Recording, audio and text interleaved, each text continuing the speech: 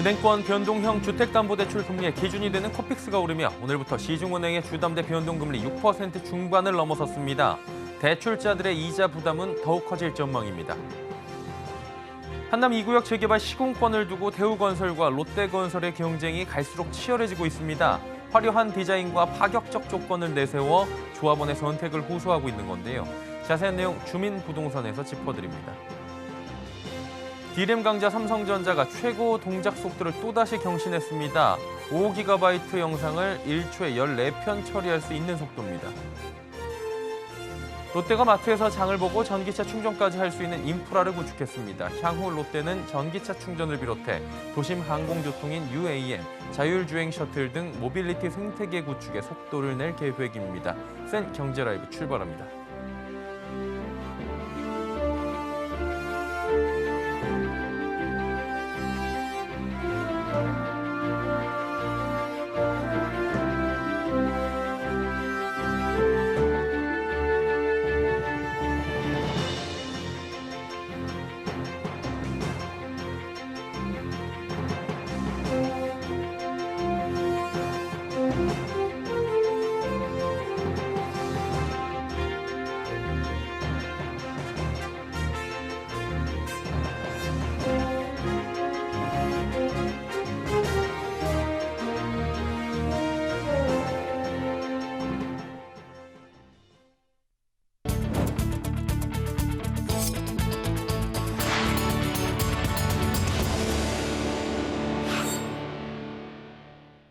시청자 여러분 안녕하십니까? 센 경제라이브 서정덕입니다. 은행권 변동형 주택담보대출 금리의 기준이 되는 코픽스가 오르며 오늘부터 시중은행의 주담대 변동금리가 6% 중반대를 넘어섰습니다. 올해 기준금리는 한 번 더 오를 전망이라 대출자들의 이자 부담 더욱 커질 것으로 보입니다. 김미영 기자입니다. 은행연합회에 따르면 9월 신규 취급액 기준 코픽스는 한 달 전보다 0.44%포인트 오른 3.40%로 집계됐습니다. 올해 들어 9개월 연속 상승세를 보이다가 10여 년 만에 처음 3%대를 넘어선 겁니다. 코픽스는 국내은행이 자금을 조달한 수신 상품 금리를 가중평균한 값으로 이 코픽스에 가산금리를 붙여 변동형 주담대 금리가 결정됩니다. 코픽스가 오른 만큼 시중은행들의 주담대 금리 상단은 6%대 중반으로 높아졌습니다. 여기다 한은이 고물가와 미국 금리를 고려해 다음 달 기준금리 추가 인상을 예고하면서 주담대 금리 상단은 더 오를 것이란 관측이 나옵니다. 기준금리가 오르면 대출금리도 오를 수밖에 없기 때문입니다. 때문에 주담대 금리는 7%를 넘어 연말 8%까지 뚫을 수 있다는 우울한 전망도 나옵니다. 대출자들의 이자 부담도 커지고 있습니다. 한국은행과 KB증권 등에 따르면 올해 상반기 기준 가계이자 부담액은 75조 원 수준으로 2020년보다 2배 가까이 늘었습니다. 전문가들은 금리 상승기에 대출이자를 아낄 수 있도록 금리 상승폭을 제한하는 금리 상한형 주담대나 금리 인하 요구권 이용을 조언합니다. 금리 인하를 요구하거나 대출금리 상승폭을 제한할 수 있는 방안, 금융기관들의 건전성을 해치지 않도록 금융기관들에 대한 정책 금융적인 지원까지 함께 고려될 필요가 있다고 생각됩니다. 금리가 오르면 이미 주담대를 받은 사람들도 내고 있는 이자에서 추가로 이자를 더 내야 하는 만큼 앞으로 대출자들의 시름은 더 깊어질 전망입니다. 서울경제TV 김미연입니다. 1주택자에 대한 종합부동산세 특별공제 도입이 사실상 무산 절차를 밟고 있습니다. 특별공제 정상공지를 위한 입법기한이 오는 20일로 이틀 앞으로 다가왔는데 여야는 여전히 첨예한 대립각을 세우고 있어 막판 합의 가능성은 적어 보입니다. 설석용 기자입니다. 1주택자에 대한 종부세 특별공제 도입이 무산될 전망입니다. 국세청에 따르면 올해 종부세 고지서에 특별공제 혜택을 반영하기 위해서는 오는 20일까지 국회에서 조세특례 제한법 개정안을 처리해야 합니다. 행정 절차상 실제 종부세 고지서가 나가는 11월 말 전 한 달가량 시간이 필요하기 때문입니다. 하지만 국회에서는 여야가 여전히 평행선을 달리고 있습니다. 앞서 정부 여당은 올해 종부세 특별공제액 3억 원을 도입해 1세대 1주택자의 종부세 비과세 기준선을 11억 원에서 14억 원으로 올리는 방안을 추진했습니다. 하지만 야당은 부자 감세로 규정하고 반대 입장을 고수하고 있습니다.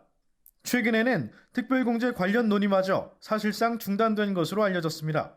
이에 따라 국세청은 현행 제도대로 기본 공제 11억 원이 반영된 종부세 고지서를 발송할 예정입니다. 1세대 1주택자 중에서 공시가 11억 원에서 14억 원 주택을 보유한 9만 3천 명은 다시 종부세 과세 대상에 포함될 전망입니다. 시가 기준으로는 14억 6천만 원에서 18억 6천만 원 상당의 주택 한 채를 보유한 1주택자가 해당됩니다. 여기에 공시가 14억 원 이상 주택을 보유한 경우에도 당초 정부 여당안보다 세 부담이 커질 전망입니다. 서울경제TV 설소경입니다. 둔촌주공 재건축이 반년 만에 공사를 재개했습니다. 서울에 내에서 오랜만에 나오는 대규모 일반 분양 공급에 분양가에 대한 시장에 관심이 쏠리고 있는데요. 서청석 기자입니다. 둔촌주공 재건축 사업이 정상화하면서 시장의 관심은 4,800여 세대로 예정된 일반 분양 시기와 분양가로 쏠리고 있습니다. 둔촌주공 재건축은 기존 6천여 가구를 철거하고 12,032가구 규모의 아파트와 부대시설을 짓는 사업으로 일반 분양 물량만 4,786가구가 예상되고 있습니다. 작년 한 해 동안 서울에 공급된 신규 아파트 물량은 3,275가구에 불과한데 둔촌주공 사업에서 나오는 일반 분양 물량만 작년 공급량을 뛰어넘는 겁니다. 조합은 그동안 사업이 지체된 만큼 후속 일정에 속도를 낼 계획입니다. 조합은 19일 강동구청에 일반 분양가 심의를 신청하고 11월엔 일반 분양 승인을 신청할 예정입니다. 12월 관리처분 수립을 위한 총회를 개최한 뒤 이르면 내년 1월 일반 분양에 나설 계획입니다. 다만 둔촌주공 일반 분양가는 공사비 증액, 공사 지연으로 인한 비용 등 이유로 기존 분양가보다 더 높게 책정될 전망입니다. 둔촌주공 사업비는 공사비 증액, 공사 지연 등에 따른 비용이 발생하면서 기존 3조 2,292억 원에서 4조 3,677억 원으로 1조 원 이상 올랐습니다. 최종 사업비는 한국부동산원 검증을 거쳐 12월 초 확정될 예정입니다. 사업비 증가로 인해 추가로 부담해야 할 비용은 조합원당 약 2억 원 수준이 될 것으로 전망됩니다. 이 때문에 조합은 공사비 상승분 부담을 일반 분양가를 높여 최소화한다는 계획입니다. 만약 생각보다 분양가가 높게 책정돼 3.3제곱미터당 평균 3,700만 원 이상이 되는 경우 일반 분양 물량 절반 이상을 차지하는 전용 59제곱미터의 분양가가 9억 원을 넘게 돼 중도금 대출이 불가능해집니다. 조합에선 추가 비용 탓에 높은 분양가를 기대하고 있지만 부동산 시장이 하락세를 보이고 있는 상황에서 중도금 대출도 안 된다면 청약자의 부담이 커져 미분양 사태를 초래할 수 있다는 우려도 나옵니다. 서울경제TV 서청석입니다.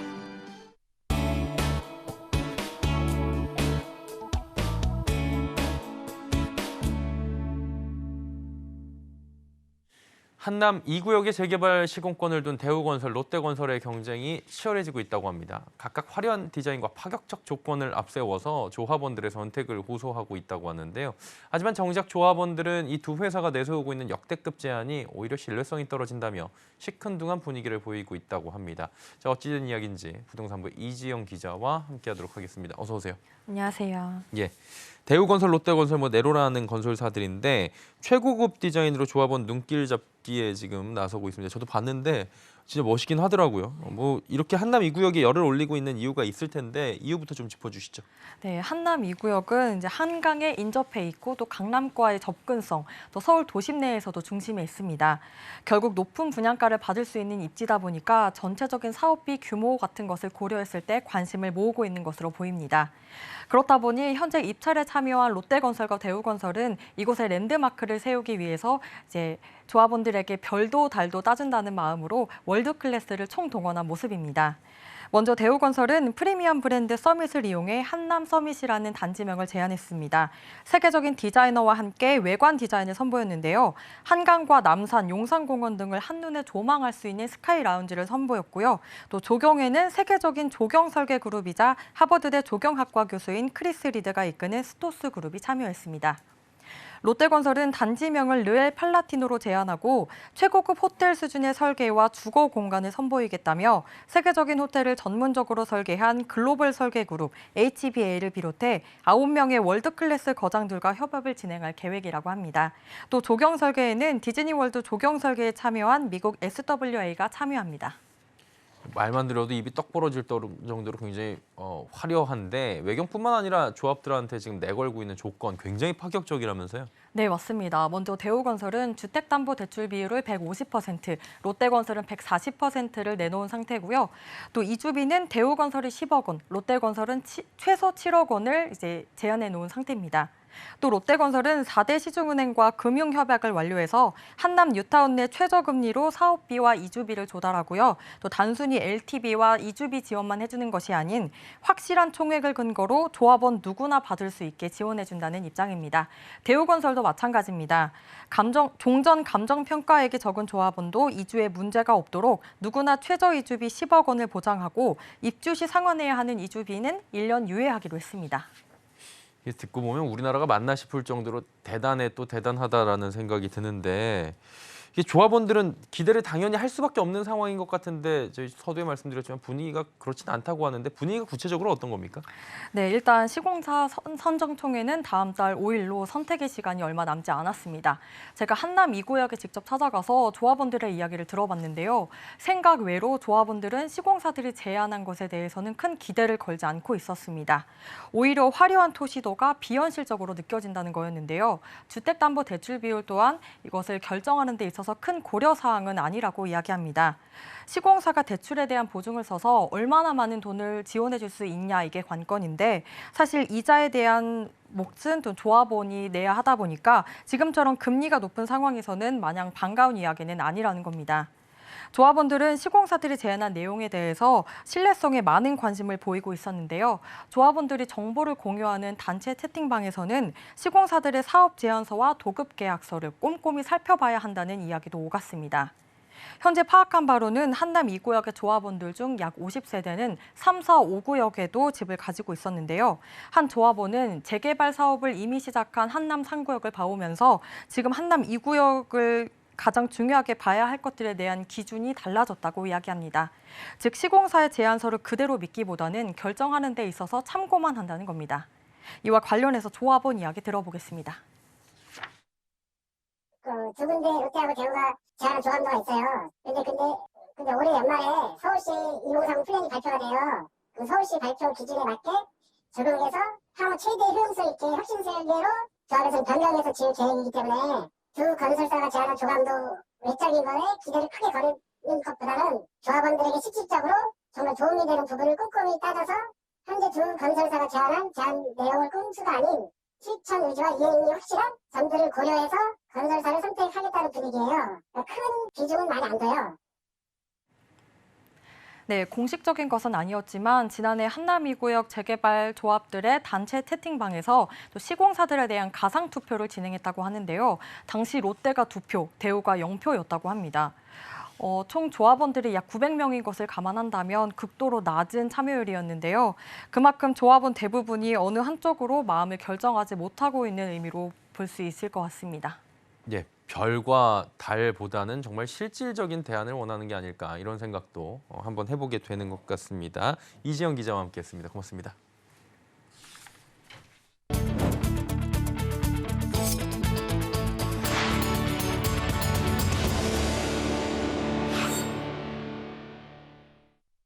디램 강자 삼성전자가 최고 동작 속도를 또다시 경신했습니다. 이로써 저전력 솔루션 기술 리더십을 한 번 더 입증한 셈인데요. 반도체 불황기에도 초기술 격차를 계속해서 유지해야 한다는 조언이 나옵니다. 김수빈 기자입니다. 삼성전자가 차세대 저전력 디램 업계 최고 동작 속도를 경신했습니다. 삼성전자는 퀄컴 최신 플랫폼에서 EUV 기술이 적용된 14나노 기반 LPDDR5X 디램 8GB 패키지의 동작 속도를 검증한 결과 8.5GBps를 구현했다고 밝혔습니다. 이는 지난 3월 7.5GBps의 속도를 검증한 지 5개월 만입니다. 동작 속도는 디램이 데이터를 읽고 쓰는 작업을 처리하는 속도를 말합니다. 이번에 빨라진 속도는 5GB 영상을 1초에 14편 처리할 수 있게 합니다. 이전 세대 제품인 LPDDR5의 6.4GBps와 비교하면 속도가 1.3배 빨라졌습니다.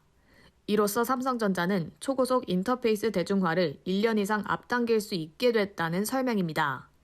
같은 공정에서 더 빠른 D램을 만들었다 그러면 기술적으로 한 단계 좀 높아진 거고요. 고속으로 동작을 하고 그다음에 적은 사이즈, 칩 다이 크기를 작게 하고 소모 전력을 적게 쓰면 그만큼 기술 격차가 점점 커지는 거죠. 저전력 디램 시장은 갈수록 커질 것으로 관측되고 있습니다. 시장조사기관 옴디아에 따르면 올해 상반기 저전력 D램 매출은 161억 3,300만 달러로 전년 대비 19% 가까이 성장했습니다. 특히 저전력과 고성능 특성을 지닌 메모리는 향후 인공지능 메타버스 등 차세대 산업에도 활용될 전망입니다. 삼성전자는 차세대 저전력 D램의 신시장 개척을 위해 다양한 기업들과 협력하고 생태계를 더욱 확장해 나간다는 방침입니다. 서울경제TV 김수빈입니다. 증시 하락을 전망하는 투자자들이 늘어나며 올해 국내 증시 공매도 거래 대금이 100조 원을 넘겼습니다. 오늘 한국거래소에 따르면 올해 1월부터 어제까지의 공매도 누적 거래 대금은 115조 5,053억 원입니다. 시장별로 코스피는 89조 원, 코스닥은 27조 원을 각각 기록했고 이는 전년 대비 각각 76.5%, 69.6%가 오른 수준입니다. 특히 최근 한 달 새 코스피가 7% 가까이 내림세를 보이자 공매도 일평균 거래 대금은 지난달 대비 16.2% 급증한 5,700억 원을 기록하기도 했습니다. 전기차 충전소는 주유소에 비해 시설 수가 적다 보니 충전을 위해 장거리 이동도 감수해야 하는데요. 롯데는 유통기업의 특색을 살려 마트에서 장을 보고 전기차 충전까지 할 수 있는 인프라를 구축했다고 합니다. 앱을 통해 전기차 충전소를 예약하고 결제까지 할 수 있다고 하는데요. 서지은 기자가 전해드립니다. 전기차 충전 앱을 켜고 생성된 QR코드를 결제 화면에 찍습니다. 덮개를 열어 플러그를 꽂고 전기차를 충전합니다. 이곳은 롯데마트 계양점에 마련된 전기차 충전소입니다. 5층 주차 공간 13면을 활용해 전기차를 위한 전용 공간을 마련했습니다. 롯데그룹은 전기차 수요가 증가함에 따라 충전 서비스의 편의를 높이기 위한 인프라 확충에 나섰습니다. 산업통상자원부에 따르면 전기차는 올 들어 9월까지 11만 7천 대가 팔려 전년도 전체 판매량을 훌쩍 뛰어넘었습니다. 롯데그룹은 유통사업장의 넓은 주차 공간을 활용해 전기차 충전소 공간을 확보할 계획입니다. 전기차 충전소 설치로 오프라인 유통 매장을 단순한 쇼핑 공간이 아닌 고객 체류 시간을 늘리는 종합 플랫폼 공간으로 바꾼다는 전략입니다. 전기차 충전소를 이용하는 고객이 기다리는 시간 동안 장을 보고 마트를 이용하러 온 고객이 자연스럽게 충전 서비스를 이용하는 문화를 만든다는 겁니다. 고객이 충전하기 위해 찾아가는 곳이 아니라 쇼핑이나 여가, 서비스를 제공하는 곳에서 자연스럽게 충전할 수 있는 문화를 만들어가고자 합니다. 현재 롯데 유통사업장의 주차 면수는 전국 총 16만 면에 달합니다. 이 중 3,200면을 2023년까지 전기차 충전 공간으로 전환한다는 계획입니다. 롯데정보통신자회사 중앙제어는 지난 8월 전기차 충전 서비스 EV시스를 출시해 충전소 이용의 편의성을 높이기도 했습니다. 중앙제어는 전기차 충전기 제조와 공급, 설치, 유지 보수 역량을 갖춘 기업으로 올해 롯데정보통신자회사로 편입됐습니다. 중앙제어가 출시한 EV시스는 사용자와 앱, 충전기를 통합적으로 연결한 충전 운영 플랫폼입니다. 사용자는 앱에서 자신의 위치와 가까운 충전소를 찾을 수 있고 결제부터 충전 내역 파악까지 모두 앱을 통해 가능합니다. 전기차 충전소 운영자 또한 앱을 통해 더욱 쉽게 사업장을 관리할 수 있습니다. 전기차 사용자는 전용 앱을 통해서 충전소 검색은 물론 예약 결제 평가까지 모두 할 수 있습니다. 또 운영자는 통합 운영 플랫폼으로 운영 관리나 원격 제어 등을 할 수 있어서 소비자와 운영자에게 모두 편의를 제공하고 있습니다. EV시스는 이후 구독형 서비스, 대기 예약, 차량 관리, 실시간 장애 조치 등의 기능을 추가할 예정입니다. 롯데정보통신에 따르면 현재 4천억 원 규모인 전기차 충전 시장은 2025년 약 3조 원가량 성장할 것으로 기대됩니다. 이에 롯데는 도심의 도로변이나 상업시설에도 전기차 충전소를 설치해 2025년까지 전국에 1만 3천 기 이상을 오픈할 예정입니다. 또 AI와 블록체인, 메타버스, 자율주행, 빅데이터 등을 활용해 고도화된 충전 서비스 인프라를 구축하고 고객 편의를 확대한다는 계획입니다. 신동빈 롯데그룹 회장은 올해 상반기 시대의 변화를 읽고 미래지향적인 경영을 통해 신규 시장을 창출하는 데 투자를 집중해야 한다고 강조했습니다. 특히 신성장 동력으로 모빌리티 산업을 꼽으면서 관련 투자를 적극적으로 이어갔습니다. 기존 유통사업과 시너지 효과를 내 모빌리티 생태계를 확장하려는 전략입니다. 이에 따라 롯데는 전기차 충전을 비롯해 도심 항공교통인 UAM, 자율주행 셔틀 등 모빌리티 생태계 구축에 박차를 가할 예정입니다. 서울경제TV 서진입니다.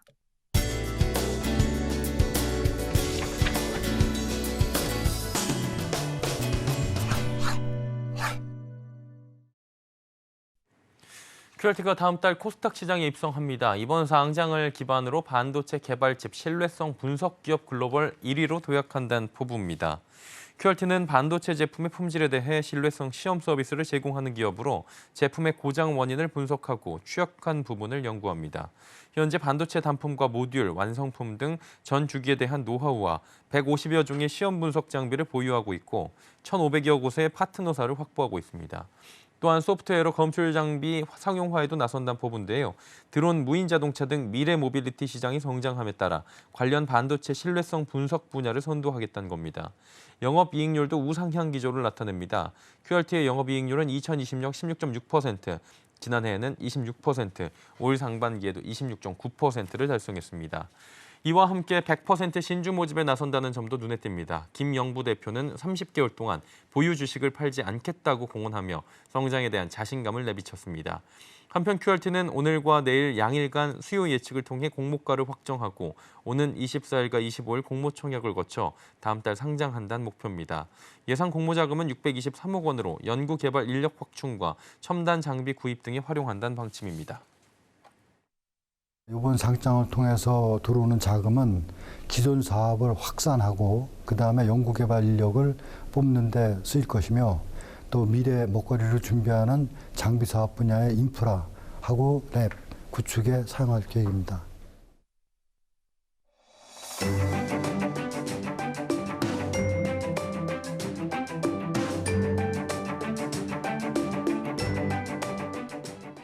안녕하세요. K웨더 라이프스타일 예보 박유라입니다. 오늘 종일 쌀쌀했죠?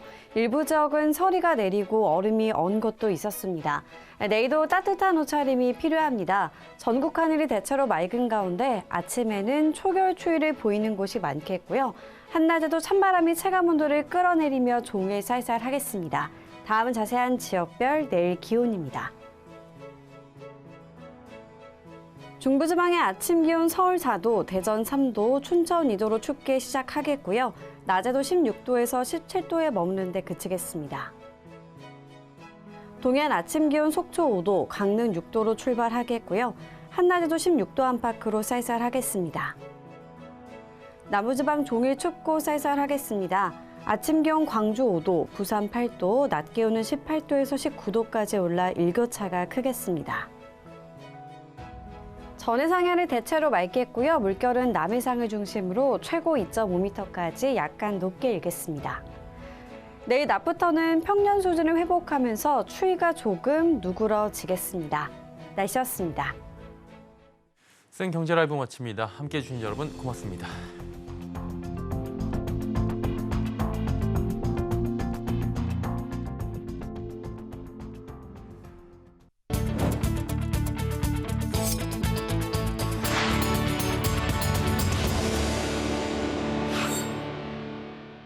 (14도) 예상됩니다. 내일 해상의 물결은 모두 잔잔하겠습니다. 다음 주부터 초겨울 추위로 날씨가 급변하겠습니다. 주말 동안 따뜻한 옷 미리 준비해 두시는 게 좋겠습니다. 날씨였습니다. 센 경제 라이브, 저희가 준비한 소식은 여기까지입니다. 좋은 주말 보내시기 바랍니다. 고맙습니다.